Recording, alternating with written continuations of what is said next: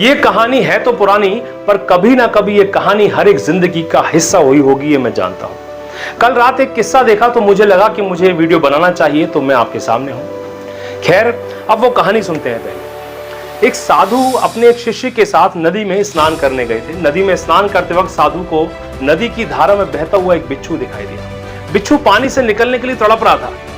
बिच्छू को पानी में डूबने से बचाने के लिए उस भले साधु ने अपना हाथ उसकी तरफ आगे बढ़ाया और उस बिच्छू को उठा लिया। जैसे ही उठाया वैसे ही उस बिच्छू ने उस साधु के हाथ पर अपना तेज डंक मार दिया। साधु का पूरा हाथ दर्द से तिलमिला उठा, जिससे साधु का हाथ कांपा और बिच्छू फिर से नदी में जा गिरा।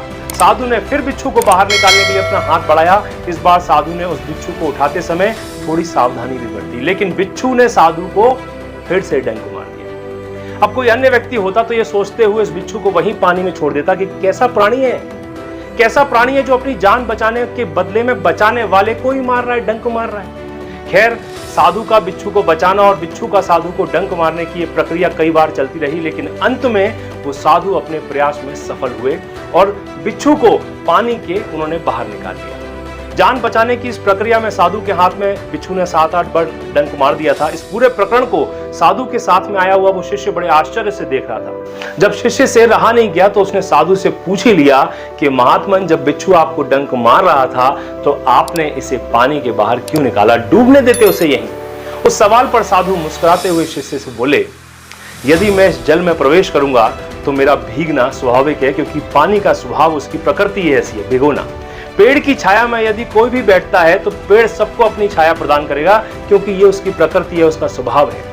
बिच्छू के लिए भी यही बात थी, डंक मारना उसका स्वभाव था, इसलिए उसने डंक मारा। शिष्य ने फिर पूछा कि वो तो ठीक है, चलो कोई बात नहीं, लेकिन आप उसे बार बार क्यों बचा रहे थे?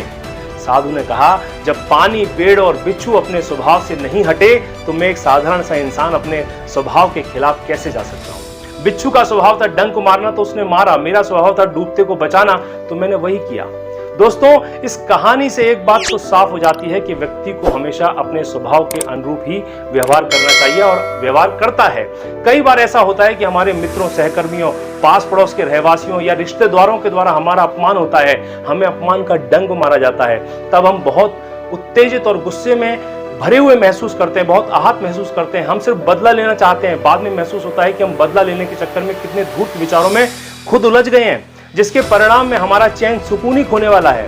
तो आप समझो इस साधारण से गणित को, सभी का अपना अलग अलग स्वभाव होता है, और जब आप किसी की प्रकृति को, उसके स्वभाव को समझ जाएंगे तो आपका दुख, आपकी तकलीफ बहुत आसानी से खत्म हो सकती है, समाप्त हो सकती है। तो दोस्तों, पहला काम तो ये करना है कि अपनी प्रवृत्ति को, अपने स्वभाव को बेहतर बनाना है कि आप हमेशा दूसरों के लिए भला सोच सकें। और दूसरा, यदि आपने ऐसा कर लिया तो दूसरे की प्रवृत्ति को, उनके स्वभाव को आप बेहतर तरीके से समझ सकते हैं। यदि किसी का व्यवहार हमेशा ही नकारात्मक रहे तो आपको समझ जाना चाहिए कि उसका स्वभाव, उसकी प्रकृति ऐसी ही है, ठीक नहीं है। और यदि हम ये साधारण सा गणित समझ जाएंगे तो लोगों को मैनेज करना, उनके साथ काम करना, उनसे व्यवहार करना सीख जाएंगे। तो उम्मीद है आपको मेरी ये बात सही लगी होगी। सही लगी है तो इस वीडियो को लाइक करिए, ज्यादा से ज्यादा शेयर करिए। चैनल को अगर अभी तक सब्सक्राइब नहीं किया है तो ऐसे वीडियोस के लिए सब्सक्राइब करिए बेल आइकन के साथ। अपना ध्यान रखिए। फिर मिलता हूं अपने अगले वीडियो में। मैं डॉक्टर शैलेंद्र सिंह। आपका दिन शुभ हो।